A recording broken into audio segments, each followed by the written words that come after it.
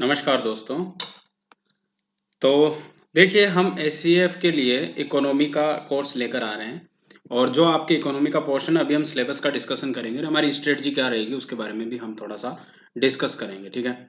तो सबसे पहले तो जो लोग ज्वाइन करना चाहते हैं एससीएफ के इस कोर्स को, तो वो बेशक ज्वाइन कर सकते हैं। आपको प्रॉपर मटेरियल मिलेगा, एमसीक्यूज मिलेंगे, हम सारी चीज़ों से डिस्कस करेंगे।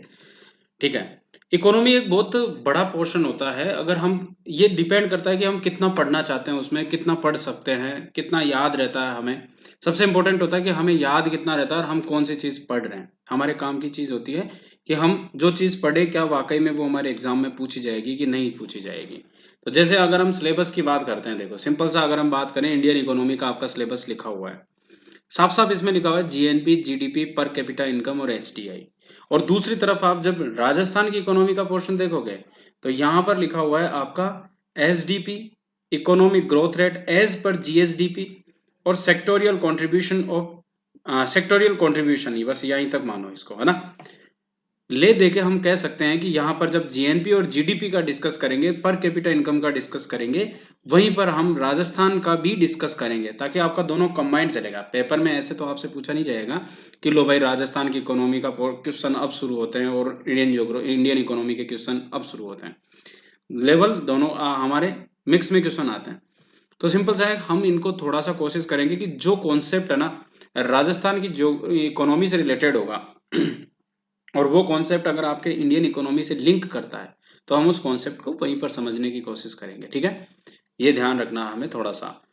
चलिए, तो ये बात तो एक हमारा, इसकी बात करें। फिर दूसरा लिखा हुआ है कि एच डी आई। तो देखो कभी कभी क्या होता है, एच डी आई को आप ऐसे अलग मत मानिए। इसमें क्या होता है कि आर्थिक विकास और आर्थिक वृद्धि दो कॉन्सेप्ट होते हैं।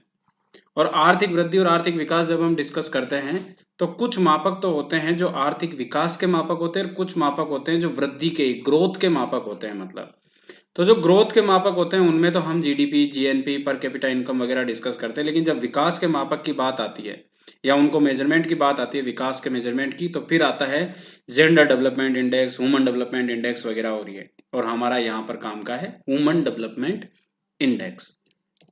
ये तो बात हमारी यहाँ पर होती है।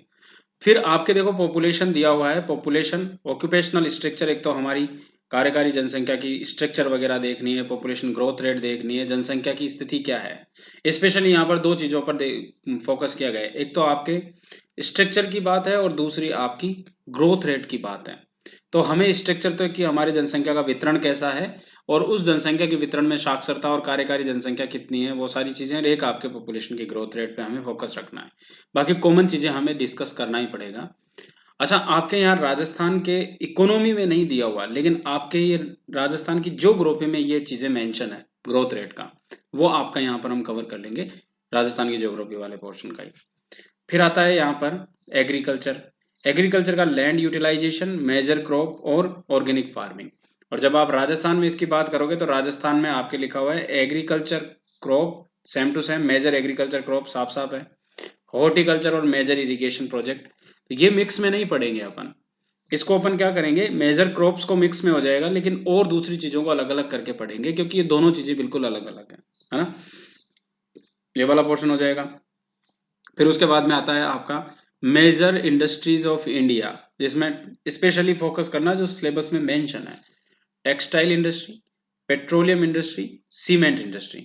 फिर आता है आपके फूड प्रोसेसिंग से रिलेटेड कोई इंडस्ट्रीज हमारे इंडिया में, अगर कोई मेगा फूड पार्क वगैरह अगर लगे हुए हैं, क्योंकि राजस्थान के सिलेबस की बात करते हैं तो यहाँ आपके लिखा हुआ है एग्रो फूड पार्क।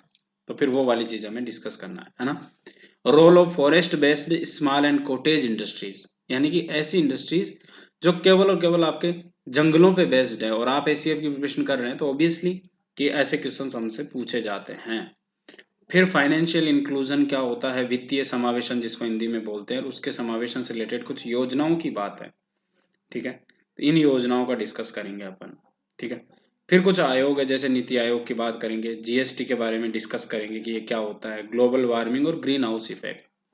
यहाँ आपके इकोनॉमी में ग्लोबल वार्मिंग और ग्रीन हाउस इफेक्ट आपको थोड़ा अजीब सा लग रहा होगा कि सर ये क्यों दे दिया, मतलब इसमें। इसका उद्देश्य है ग्लोबल वार्मिंग और ग्रीन हाउस इफेक्ट को समझते हुए हमें ये बताना है कि हमारी इकोनॉमी पर इसका क्या प्रभाव पड़ता है। ठीक है, ये बात हमारी इससे रिलेटेड है यहाँ पर।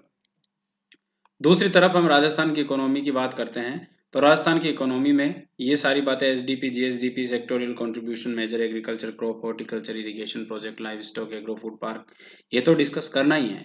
फिर राजस्थान के इंडस्ट्रियल डेवलपमेंट में देखो, यहाँ पर आपको इंडिया वाली इकोनॉमी में क्या किया इन्होंने कि मेजर इंडस्ट्रीज दे दी, लेकिन राजस्थान में इंडस्ट्रीज नहीं दे रहा है। राजस्थान में कह रहा है कि आप इनका रोल बताइए कि इंडस्ट्रियल डेवलपमेंट में कौन से संस्थान काम के हैं। ठीक वहीं आपके मेजर पावर रिसोर्सेज की बात करता है ये, जो हमारे इंडियन इकोनॉमी में ये पोर्शन नहीं है। और पुअर्टी और अनएम्प्लॉयमेंट इरिडिकेशन की स्कीम्स जो है, इनके बारे में आपसे क्वेश्चन पूछा जा सकता है। ठीक है, जो भी स्कीम्स होगी वो हम सारे social justice, women empowerment, health related, poverty ये इरिडिकेशन की और अनएम्प्लॉयमेंट इरिडिकेशन की स्कीम्स जो होगी उनके बारे में हम डिटेल डिस्कशन करेंगे। ये लंबा चौड़ा हमारा टॉपिक रहेगा। ठीक है, ये तो हमने बात की कि हमारा क्या, तो हमारी सिलेबस है। अब हमारी स्ट्रेटजी कैसे रहेगी, ये हमारी कुछ क्लासेस, जैसे इंडियन इकोनॉमी की क्लास की अगर मैं बात करता हूँ, तो इंडियन इकोनॉमी की हमारी क्लास रहेगी लगभग 10 से 12 क्लासों में हम इंडियन इकोनॉमी को कंप्लीट कर लेंगे, है ना। क्योंकि सिलेबस आपका ऐसा है कि अगर हम बात करते हैं कि एक क्लास में आपका पूरा का पूरा ये पोर्शन कवर हो जाएगा। ठीक है, और एक क्लास में आपका HDI छोटा रहेगा क्लास हमारी, लेकिन HDI हमारा कंप्लीट हो जाएगा।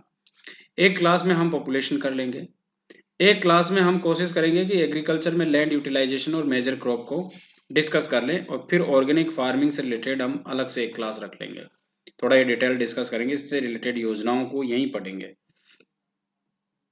इंडस्ट्रीज की आपकी क्लास हो जाएगी 2, और फाइनेंशियल इंक्लूजन पर अगर मैं बात करूं तो लगभग हमारी 3 क्लासें तो होगी होगी।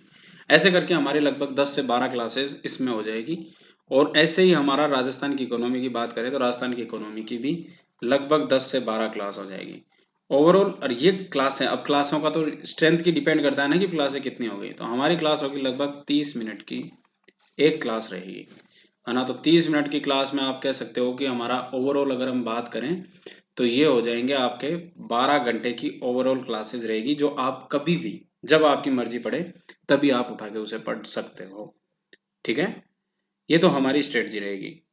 इसकी प्राइजेस वगैरह आपको बता दी जाएगी, आपको सेट कर दी जाएगी कि कितनी प्राइजेस पे रहेगा। कोर्स कम से कम रखा जाएगा ताकि सभी के लिए अफोर्डेबल हो, सभी को ध्यान में रहे। ठीक है, सभी इसको परचेज कर सके, तो उतना कम से कम प्राइजेस इसकी रखी जाएगी, वो सब आपको नोटिफिकेशन मिल जाएगा। साथ ही अगर आप इसे परचेज करते हैं तो आपके लिए काफ़ी इंपॉर्टेंट कोर्स है। हम इकोनॉमी का एक बहुत बड़ा पोर्शन कवर करना है इसमें। ठीक है, जो आपके लिए भी इंपॉर्टेंट होगा। इसके अलावा फिर ज्योग्राफी और कई सारे कोर्सेज प्लेटफॉर्म पे चल रहे हैं, तो वो भी आप इसको देख सकते हैं। ठीक है, ऐसे करके हमारा ये इकोनॉमी का ACF के लिए कंप्लीट हो जाएगा। अच्छा, कभी आप मान लो पटवार के लिए पढ़ना चाहते हो, RS के लिए पढ़ना चाहते हो, तो वैसे तो ये देखो सिलेबस इकोनॉमी के हिसाब ACF के हिसाब से डेवलप किया गया है, लेकिन आप अगर पढ़ना चाहते हो तो बेशक पढ़ सकते हो, क्योंकि पॉइंट हम और डिस्कशन उसी लेवल का ही करेंगे, क्योंकि SCF और RS में कोई ज़्यादा डिफरेंस नहीं है, दोनों एक लेवल की जॉब है। ठीक है, चलिए, तो धन्यवाद।